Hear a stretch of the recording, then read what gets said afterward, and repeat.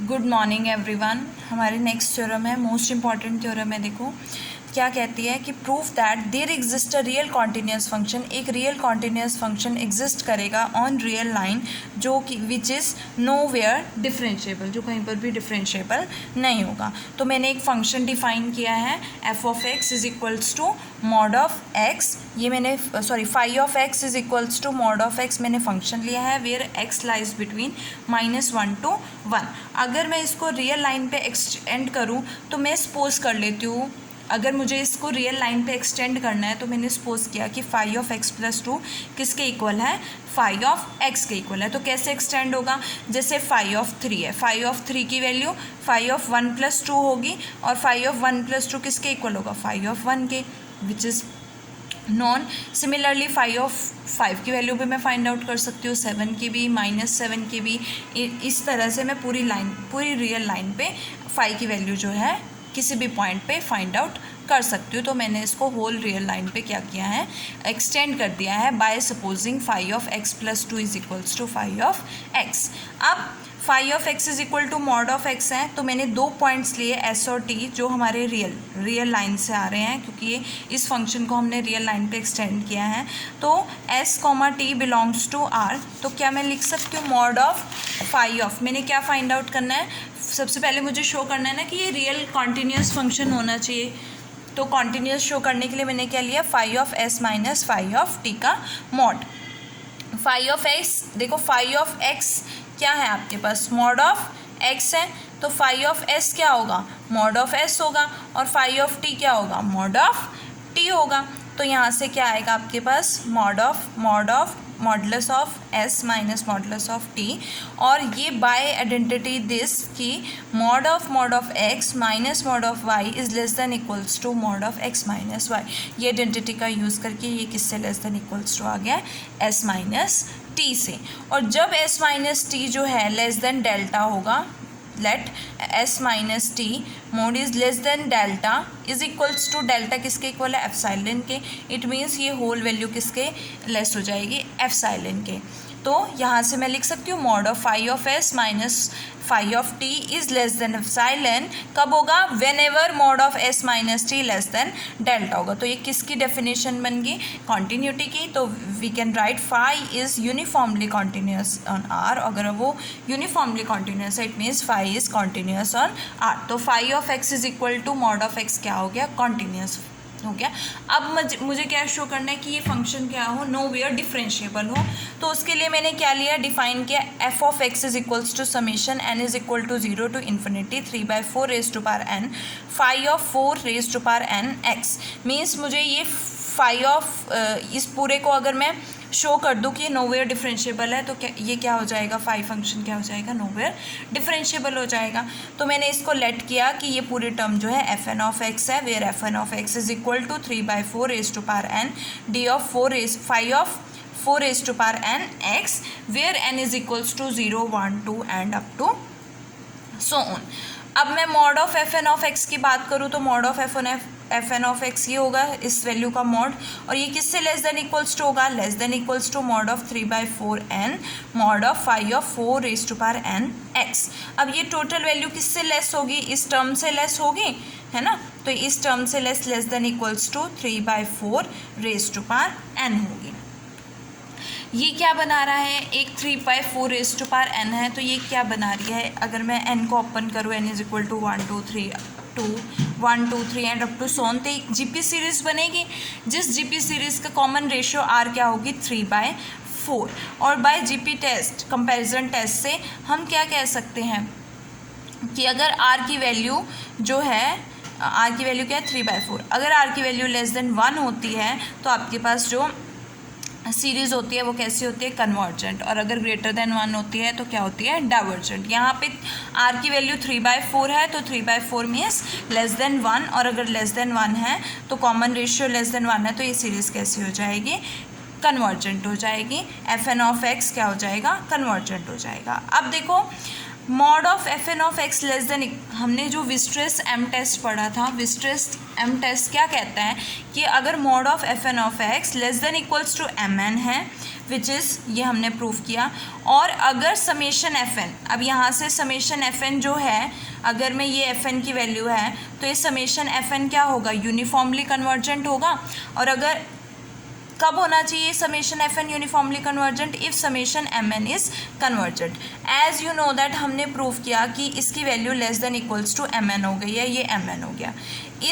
इसका अगर मैं समेशन लूँगी तो जीपी सीरीज़ बनेगी, जीपी सीरीज़ से मैंने इसको शो कर दिया आर लेस देन 1 है कि कन्वर्जेंट है, तो समेशन एम एन भी क्या हो गया, ये सीरीज़ भी क्या होगी, कन्वर्जेंट होगी। और अगर ये कन्वर्जेंट हो गई, ये less than equals to M N है, तो by Weierstrass M test summation F N क्या हो जाएगा, यूनिफॉर्मली कन्वर्जेंट हो जाएगा। It means we can say that summation N is equal to 0 to infinity F N of x is uniformly convergent. अब हमें given है कि फाई जो है कॉन्टीन्यूस है, हमने प्रूफ किया summation F n uniformly convergent है, तो सीक्वेंस एफ एन जो होगी कॉन्टीन्यूस फंक्शंस की, एफ एन जो सीक्वेंस बनेगी वो कैसी बनेगी, कॉन्टीन्यूस फंक्शंस की सीक्वेंस बनेगी, और एफ एन किसको कन्वर्ज करेगा, एफ को कन्वर्ज करेगा, तो यूनिफॉर्मली। इट मीन्स एफ क्या हो जाएगा, कॉन्टीन्यूस हो जाएगा ऑन रियल लाइन। अब मुझे क्या शो करना है कि एफ जो आपका फाई है वो क्या है, नोवेयर डिफरेंशिएबल है। तो नोवेयर डिफरेंशिएबल के लिए मीन्स डिफरेंशिएबिलिटी चेक करने के लिए आप क्या करते हो, किसी पॉइंट पे phi of x plus h minus phi of x divided by h limit h approaches to 0, ये प्रूफ करना है। इट मीन्स मुझे ये एच वेरी स्मॉल वैल्यू भी चाहिए, तो उसके लिए मैंने लेट किया है कि डेल एम क्या है, plus minus 1/2 4 raise to power minus m. और हमने इस साइन को इस तरह से चूज़ करना है कि इन दो वैल्यूज़ के बीच में 4 raise to power M X and 4 raise to power M x plus del M, इन दोनों के बीच में कोई इंटीजर लाई नहीं करेगा। तो देखो चेक करते हैं कि इन दोनों के बीच में कोई इंटीजर लाई कर रहे हैं नहीं कर रहा है। तो उसके लिए मैंने क्या लिया, x को 3/2 लिया है, m की वैल्यू क्या ली है, 2 ली है। तो यहाँ से मेरे पास डेल m की वैल्यू क्या आएगी, plus minus 1/2 4 raise to power m क्या है 2, तो -2, यहाँ से क्या बनेगा 1/4, 2 into 4 square is equals to 16, 16 2 into 2 32 आएगा आपके पास। तो इसकी वैल्यू क्या आएगी, प्लस माइनस 1/32।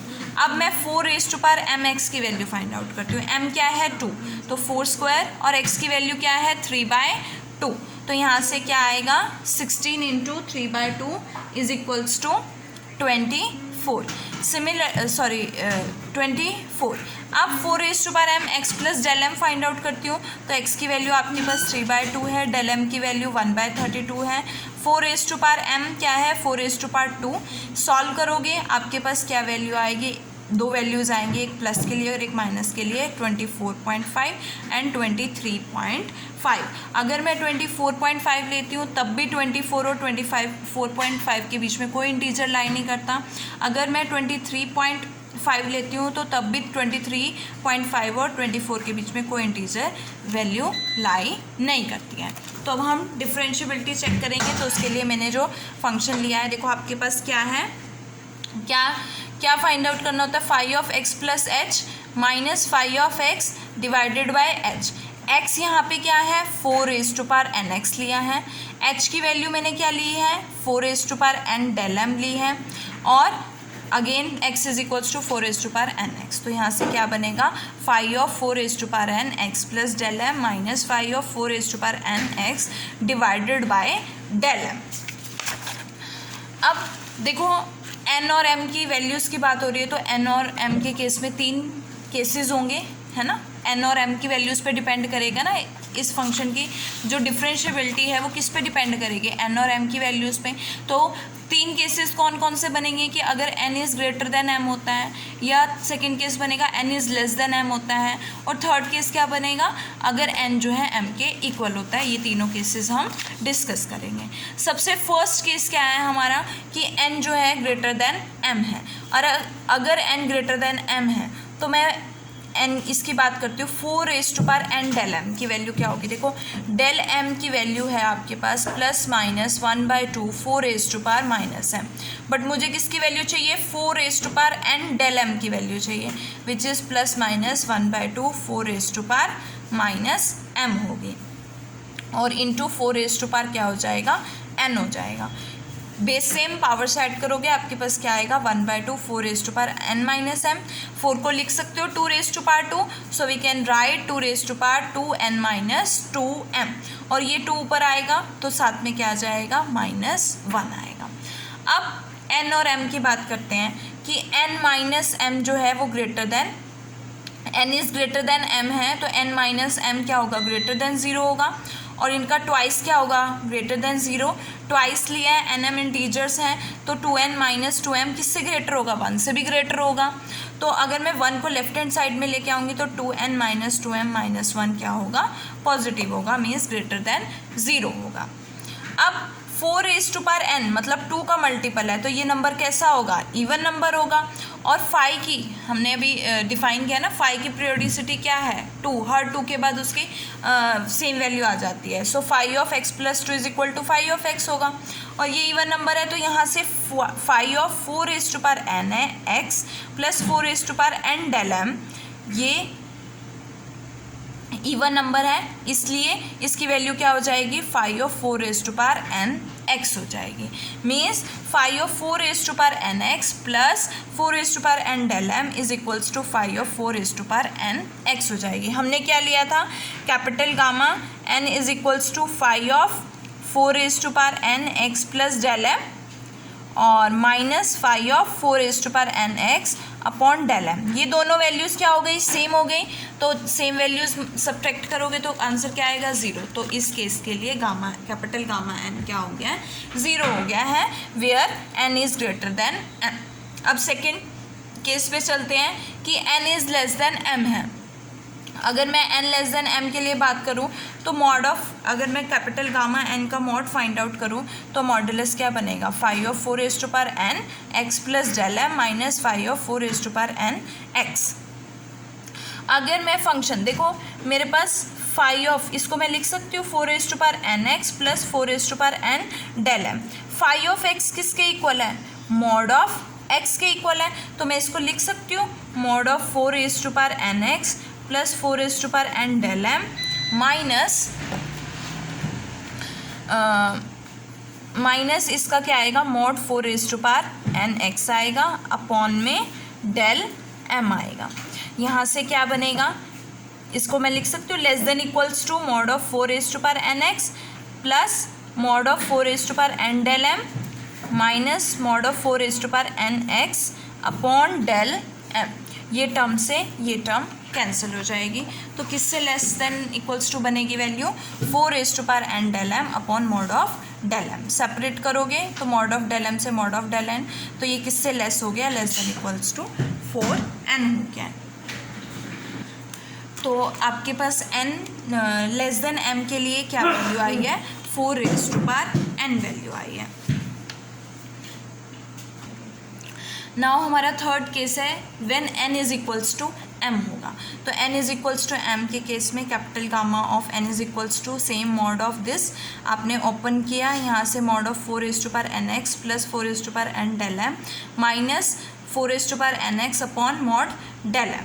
अब देखो डेल m की वैल्यू क्या है ±1/2 4n है, तो मैं लिख सकती हूँ यहाँ पे mod of 4n x plus minus 1/2 4n and 4n।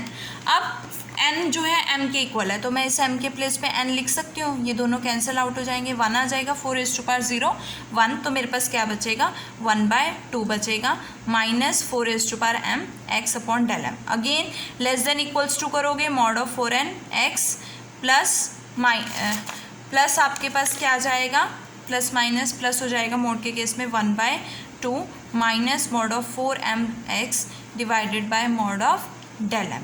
अब ये n जो है m के इक्वल है, मीन्स ये दोनों टर्म सेम हो गई, तो ये क्या हो जाएगा कैंसिल हो जाएगा।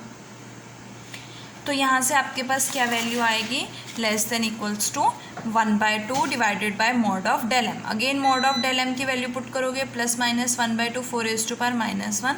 मॉड से बाहर आओगे तो 1/2 ही बनेगी, तो 1/2 अपॉन 1/2 4⁻⁻m कैंसल। आंसर क्या आएगा? 4⁻m आएगा in case of n is equals to m। अब तीनों वैल्यूज़ पता चल गई है, तो हम मॉड ऑफ गामा m की बात करते हैं। मॉड ऑफ गामा m क्या हो गया है?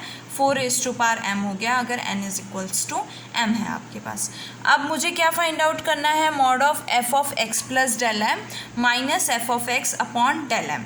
f ऑफ x क्या है? आप fn ऑफ x क्या है आपके पास? 3/4n phi of 4⁻nx plus 4⁻n del M minus summation n is equal to 0 to infinity 3/4n phi of 4⁻nx upon del m. ये हमने f ऑफ x का जो है फॉर्मूला पुट कर दिया है, जो फंक्शन हमें दिया हुआ था। अब यहाँ से आपके पास दोनों टर्म्स में से 3/4n कॉमन ले रहे हैं, सीरीज सेम है, लिख सकते हैं इसको इस तरह से। हमारे पास जो वैल्यू है, हमने जो इसकी वैल्यू ली है वो क्या ली है? कैपिटल गामा n ली है वैल्यू इसकी, है ना। तो मैं इस पूरे की जगह कैपिटल गामा n लिख सकती हूँ। अब ये किस पे डिपेंड करता है? m पे डिपेंड करता है। As we know that n greater than m के लिए जो है, अगर n m से बड़ा हो जाता है तो उसके लिए क्या वैल्यू है? Gamma of n 0। मतलब n इज इक्वल्स टू 0 तो से m के लिए एग्जिस्ट करेंगी वैल्यूज़, बाकी सबके लिए 0 हो जाएंगी। तो ये m से ग्रेटर के लिए सारी वैल्यूज़ क्या हो जाएंगी? 0। It means summation n is equal to 0 to m के लिए हम फाइंड आउट करेंगे। अब उसके बाद भी है कि अगर n लेस देन m है, अगर m से लेस रहेगा मीन्स m-1 तक इसकी जो वैल्यू है वो गामा n है, दैट इज़ 4⁻n है। लेकिन m के लिए इसकी वैल्यू क्या है? 4⁻m है। तो मैं लिख सकती हूँ इसके केस में गामा m और गामा n। 4⁻n को हमने गामा n लिया है, 4⁻m को क्या मानेंगे? गामा m हो जाएगा। यहाँ से वैल्यू आ गई आपके पास mod of 3/4m gamma of m minus, ये लेस देन इक्वल्स टू हो जाएगा, minus mod of summation n is equal to 0 to m-1 3/4n gamma n। यहाँ से सेपरेट करोगे 3/4m gamma of m, again this value. अब देखो यहाँ पे क्या है? 3/4m गामा ऑफ m क्या है? 4⁻m। गामा n क्या है? 4⁻n। अगर मैं 4⁻m लेती हूँ तो ये कैंसिल, 3⁻m बचेगा। ये वैल्यू जो गामा n है वो mod less than equals to क्या है? 4⁻n है। और अगर मैं नेगेटिव साइन ले लूँ तो गामा n क्या हो जाएगा? Greater than equals to 4⁻n हो जाएगा। तो मैं लिख सकती हूँ greater than equals to 4⁻n। यहाँ से 4⁻n से 4⁻n कैंसिल और 3⁻n बनेगा। इसको ओपन करूँगी तो 3 0 3 1 3 2 अप टू सोन क्या बनेगी? GP series. और जीपी सीरीज का सम क्या होगा? r ग्रेटर देन 1 है तो जीपी सीरीज का सम क्या होगा?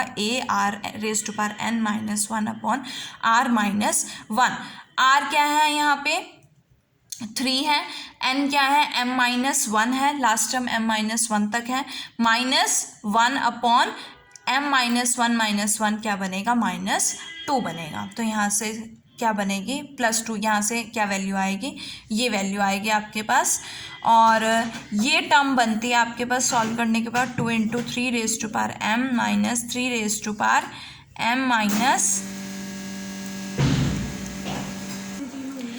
तो यहाँ से हमारे पास क्या आएगा? देखो 2 × देखो ये क्या है? 3⁻m है। इस पे GP series sum of GP series लगाओगे तो आपके पास क्या आएगा? ए क्या है? 1 3⁻0 1।